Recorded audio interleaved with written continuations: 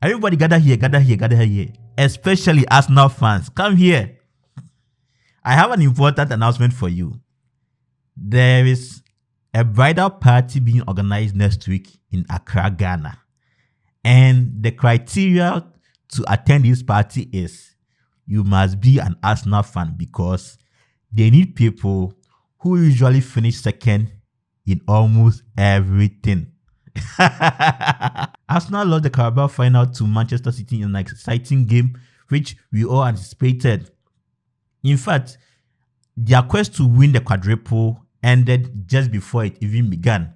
And it's unfortunate that Arteta's reign continues to be this way because the last time they won a major trophy, I'm not talking about Community Shield, was way back in 2019-2020 season against Chelsea in a game that they won by 2-1. And today, they were expecting to see the progress of their team building and how success would be for them. Unfortunately, things didn't go as expected. We are in an era of a new rivalry after the Pep Jurgen Klopp era between Man City and Liverpool. And this one is also quite exciting. But in this one, it seems Man City has really tormented Arsenal for a while now. And their only hope to salvage the situation is possibly winning the league against Man City. Currently, they sit at 70 points with City having 61 points. And they are left with only 7 games to play while City has 8 games. I really feel sad for Arsenal because they've come a long way. And winning this would have served as a confidence boost for them. However, they would have to wait for them to get their first trophy in a while. Before this encounter, Arsenal had the upper hand over Man City.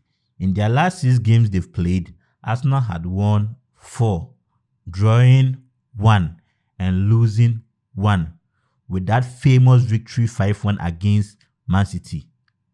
The last time Man City had beaten Arsenal was way back in 2023. So you could see that entering into this game, they were quite the favorites.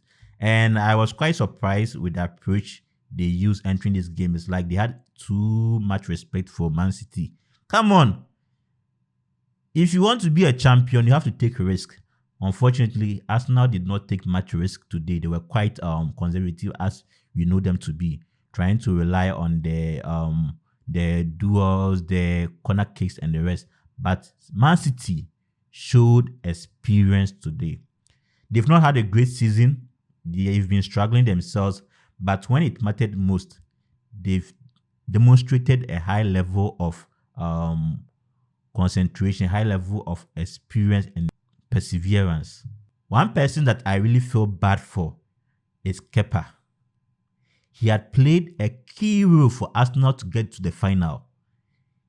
He did very, very, very, very well in most of their matches, especially against Crystal Palace, where he saved some of the penalties in those shootouts.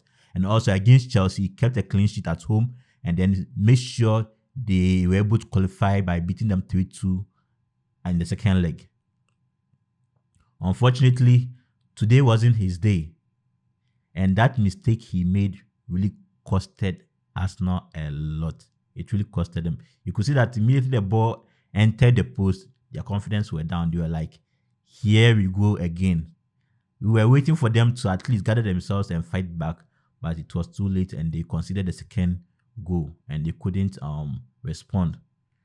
It's sad that you guys have to go through this and wait to probably win your EPL.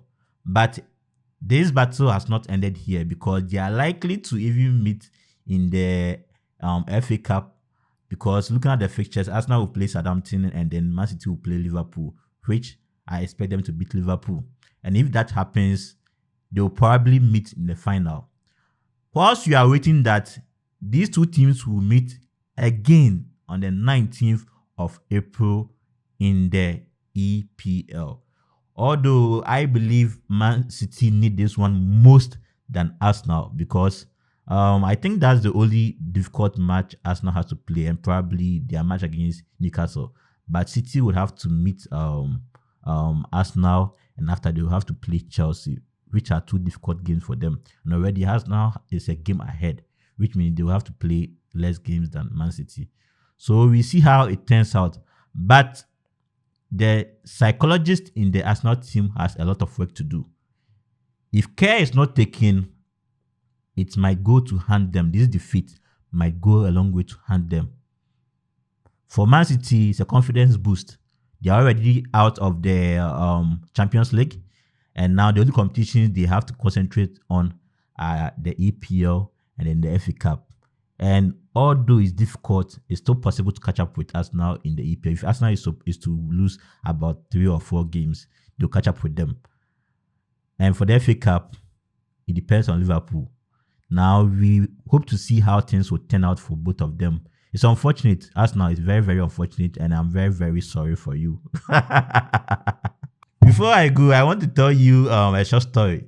So, last time we went for a party, and whilst there, one of my uncles brought a champagne.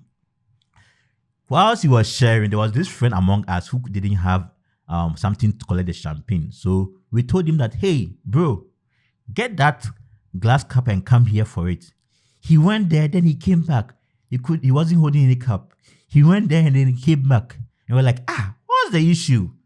So one person followed him and realized that before he could touch it, the hands were shaking. The hands were shaking.